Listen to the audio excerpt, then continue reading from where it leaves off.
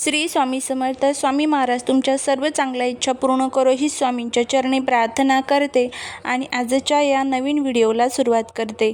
तुमच्या घरात देवघर आहे का आणि त्या देवघरात अन्नपूर्णा देवीची मूर्ती आहे का? जर आहे आणि ती मूर्ती तुम्ही तांदळात ठेवली असेल तर सावध व्हा, कारण तुमच्या घरात काहीतरी मोठा बदल घडत आहे. हो, आज आपण अशाच एका रहस्यमय बदलावरती बोलणार आहोत जे अनेकांना माहीत नाही, पण कोणी सांगतही नाही. त्यामुळे व्हिडिओ हा शेवटपर्यंत पहा. चॅनलवरती नवीन असाल तर चॅनलला सबस्क्राईब करा आणि असेच माहितीपूर्ण नवनवीन व्हिडिओ पाहण्यासाठी बेल आयकॉनलाही प्रेस करा, म्हणजे जेव्हा कधी मी नवीन व्हिडिओ अपलोड करेल त्याचं नोटिफिकेशन सर्वात अगोदर तुम्हाला भेटेल आणि तुम्ही एक पण व्हिडिओ मिस करणार नाही.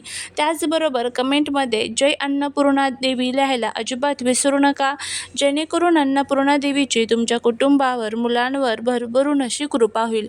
देवघर आणि देवघरातील मूर्ती आणि विशेषतः अन्नपूर्णा देवीचं महत्त्व. आपल्या भारतीय संस्कृतीत देवघराला खूप मोठं स्थान दिलं आहे. घरात देवघर असणे म्हणजे त्या घरात सकारात्मक ऊर्जा असणे. पण देवघर कसं असावं, मूर्ती कशा ठेवाव्यात आणि अन्नपूर्णा देवीची मूर्ती कशी असावी, ती कुठे ठेवावी, कशात ठेवावी, याबद्दल संपूर्ण माहिती आपल्या शास्त्रांमध्ये आपल्याला सांगितली जाते. देवघर म्हणजे फक्त पूजा करण्याची जागा नाही, ते आपल्या घराचं आध्यात्मिक केंद्र असतं. ज्या घरात देवघर व्यवस्थित असतं त्या घरात शांतता, समाधान, सुख, समृद्धी नक्की येते. देवघर हे नेहमी स्वच्छ, शांत आणि सकारात्मक जागेत असावं. त्यामध्ये अनावश्यक वस्तू ठेवू नये. देवघरात दिवा, अगरबत्ती, घंटा आणि स्वच्छता याला खूप महत्त्व आहे. देवघरात मूर्ती ठेवताना काही गोष्टी खूप महत्त्वाच्या असतात, ज्यामध्ये मूर्ती नेहमी स्वच्छ आणि त्याचबरोबर त्या तुटलेल्या नसाव्यात. खूप मोठ्या मूर्ती ठेवू नयेत. देवघरात खूप जास्त मूर्ती ठेवू नयेत. मूर्तींची दिशा योग्य असावी. मूर्ती ठेवताना मनात श्रद्धा आणि भाव असणं सर्वात महत्त्वाचं आहे. अन्नपूर्णा देवी म्हणजेच अन्नाची देवी. ज्या घरात अन्नपूर्णा देवीची कृपा असते त्या घरात कधीही अन्नाची कमतरता भासत नाही. असं मानलं जातं अन्नपूर्णा देवी ही माता लक्ष्मीचंच एक रूप आहे. ज्या घरात अन्नाचा आदर केला जातो त्या घरात देवी स्वतः वास करत असते. अन्नपूर्णा देवी या अन्नाची, समृद्धीची आणि पोषणाची देवी मानली जातात. पुराणांनुसार एकदा भगवान शिव यांनी सांगितलं की जगात सर्व काही माया आहे, अन्न देखील. तेव्हा देवीने अन्न गायब केलं आणि सृष्टीत दुष्काळ पडला. शेवटी शिवाने अन्नाचं महत्त्व मान्य केलं आणि देवीकडून अन्न घेतलं. तेव्हापासून अन्नपूर्णा देवीची पूजा केली जाते. अन्नपूर्णा देवीची पूजा केल्याने घरात अन्नाची कधी कमतरता भासत नाही. आर्थिक स्थिरता वाढते, घरात समाधान आणि शांतता राहते. अन्नाचा आदर करण्याची सवय लागते. कुटुंबात एकत्रितपणा आणि प्रेम वाढते. साध्या शब्दात सांगायचं तर जिथे अन्नाचा सन्मान होतो तिथे देवी स्वतः वास करत असते. अन्नपूर्णा देवीची पूजा करण्यासाठी काही खास दिवस असतात, तर त्यामध्ये दररोज सकाळी किंवा संध्याकाळी सोप्या पद्धतीने, त्याचबरोबर पौर्णिमा, नवरात्र, दिवाळीच्या काळात स्वयंपाक सुरू करण्यापूर्वी अशा छोट्या छोट्या दिवसांमध्ये देखील तुम्ही पूजा जी आहे तर ती करू शकता. दररोज थोड्याशा भावनेने केली तरी पूजा ती देवी स्वीकारत असते. अन्नपूर्णा देवीची पूजा कशी करावी? देवघर स्वच्छ ठेवा. देवीची मूर्ती किंवा फोटो ठेवा. एका भांड्यामध्ये देवीच्या मूर्तीला अभिषेक घाला. दिवा, अगरबत्ती लावा. देवीला फूल अर्पण करा. त्याचबरोबर हळद लावा. नैवेद्य अर्पण करा. मनापासून प्रार्थना करा, हे अन्नपूर्णा माता, आमच्या घरात कधीही अन्नाची कमतरता होऊ देऊ नको. आम्हाला अन्नाचा आदर करण्याची बुद्धी द्या, अशी आपल्याला प्रार्थना करायची असते. अन्न कधीही वाया घालवू नका. जेवणाआधी देवाला आठवा. शक्य असेल तर गरजूंना अन्न द्या. त्याचबरोबर पूजा करताना काही चुका टाळायच्या असतात. त्यामध्ये खराब किंवा जुने जे तांदूळ आहेत तर ते वापरू नका. देवघर अस्वच्छ ठेवणे, अन्नाचा अपमान करणे, नैवेद्य दाखवून नंतर फेकून देणे, या सर्व गोष्टी टाळा. अन्नपूर्णा देवीची पूजा म्हणजे फक्त विधी नाही, ती अन्नाचा आदर, कृतज्ञता आणि समाधान शिकवते. ज्या घरात अन्नाचा सन्मान होतो तिथे कधीही दारिद्र्य येत नाही. आता तुम्ही ऐकलंच असेल की अन्नपूर्णा देवीची मूर्ती तांदळात ठेवली जाते, पण का? तांदूळ म्हणजे अन्नाचं प्रतीक आणि अन्नपूर्णा देवी म्हणजे अन्नाची अधिष्ठात्री. जेव्हा आपण देवीची मूर्ती तांदळात ठेवतो तेव्हा आपण देवीला अन्नाचं स्थान देतो. हे एक अत्यंत पवित्र आणि प्रभावी उपाय मानला जातो.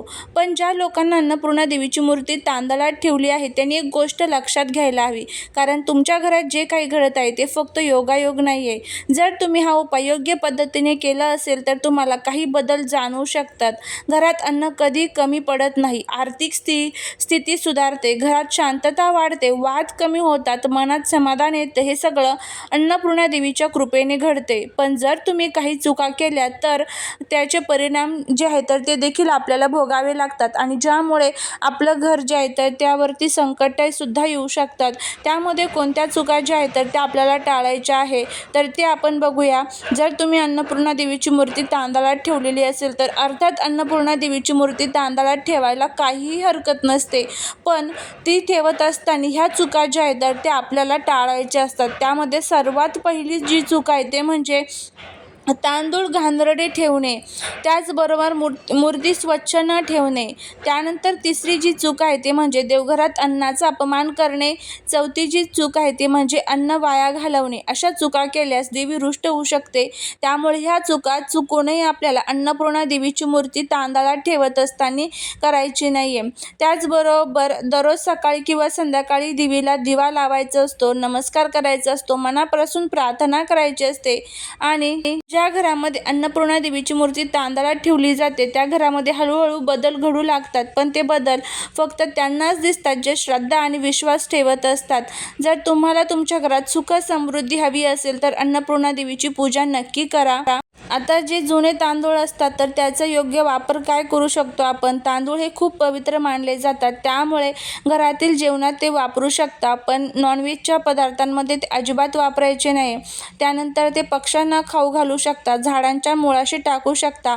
काय करायचं नाही तर कचऱ्यात टाकू नये, पायाखाली तुडवू नये, कारण ते देवीसमोर ठेवलेले प्रसाद स्वरूप अन्न असतं.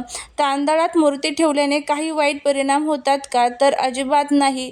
योग्य पद्धतीने आणि श्रद्धेने केल्यास सकारात्मक परिणाम आपल्याला दिसत असतात. तांदूळ जर खराब झाले, किडलेले दिसले तर ते लवकरात लवकर आपल्याला बदलायचे असतात. आता हे तांदूळ जे आहेत तर ते कधी बदलायचे असतात तर ते कोणत्याही गुरुवारी, पौर्णिमेला किंवा कोणत्याही मंगळवारी तुम्ही हे तांदूळ जे आहेत तर ते बदलू शकतात. अन्नपूर्णा देवीची मूर्ती जी आहे तर ती स्थिर राहील अशा पद्धतीने आपल्याला त्या तांदळामध्ये ठेवायची असते. बघा, एक स्वच्छ धातूचं किंवा मातीचं भांडं घ्या, त्यात नवीन स्वच्छ तुटलेला नसलेला तांदूळ भरा, त्या तांदळावर हलकासा हळद कुंकू लावा. आता त्यावर अन्नपूर्णा देवीची छोटीशी मूर्ती ठेवा. मूर्ती स्थिर राहील अशी ठेवावी, हलू नये. शक्य असल्यास मूर्ती पूर्व दिशेला किंवा पश्चिम दिशेला होईल अशाच पद्धतीने देवघरामध्ये ठेवावी. अशा पद्धतीने आपल्याला ह्या सर्व गोष्टी ज्या आहेत तर त्या आपल्याला पाळायच्या असतात. अन्नपूर्णा देवीची मूर्ती तांदळात ठेवणे हे खूप शुभ आहे, पण ज्यांना अन्नपूर्णा देवीची मूर्ती तांदळात ठेवायची नाही मग त्यांनी कोणत्या धान्यामध्ये ती ठेवावी, तर त्याऐवजी तुम्ही गव्हामध्ये सुद्धा अन्नपूर्णा देवीची मूर्ती जी आहे तर ती ठेवू शकतात. या छोट्या छोट्या गोष्टी ज्या आहेत तर त्या आपल्याला घरामध्ये पूजा करत असताना किंवा अन्नपूर्णा देवीची पूजा करत असताना आपल्याला पाळायचे असतात. त्यावेळेसच आपण केलेल्या पूजेचं जे काही संपूर्ण फळ आहे तर ते आपल्याला मिळत असतं. नाही तर काय होतं की आपण म्हणतो मी खूप कष्ट करते, मेहनत करते, पण तरीही त्या कष्टाचं, मेहनतीचं फळ का मिळत नाही, कारण ह्या ज्या चुका असतात त्यामुळे आपल्याला ते फळ जे आहे तर ते मिळत नसतं. या सर्व चुका टाळा आणि बघा, तुम्हाला नक्कीच तुम्ही केलेल्या सेवेचं आणि उपायांचं फळ मिळेल. त्याचबरोबर तुम्ही देवघरामध्ये अन्नपूर्णा देवीची जो मंत्र आहे तर तो सुद्धा लावू शकता किंवा आपल्या किचनमध्ये सुद्धा तुम्ही अन्नपूर्णा देवीचा मंत्र लावू शकता, जेणेकरून आपल्या अन्न बनवत असताना त्यामध्ये जी सकारात्मक ऊर्जा आहे तर ती प्रवेश करत असते. अशा पद्धतीने ह्या छोट्या छोट्या गोष्टी करा, तुम्हाला त्याचा फायदा होईल. केलेली सेवा ही महाराजांच्या चरणी रुजू करते. जर व्हिडिओ आवडला तर लाईक, शेअर आणि सबस्क्राईब करायला विसरू नका. भेटूया पुढच्या एका छानशा नवीन व्हिडिओत. श्री स्वामी समर्थ.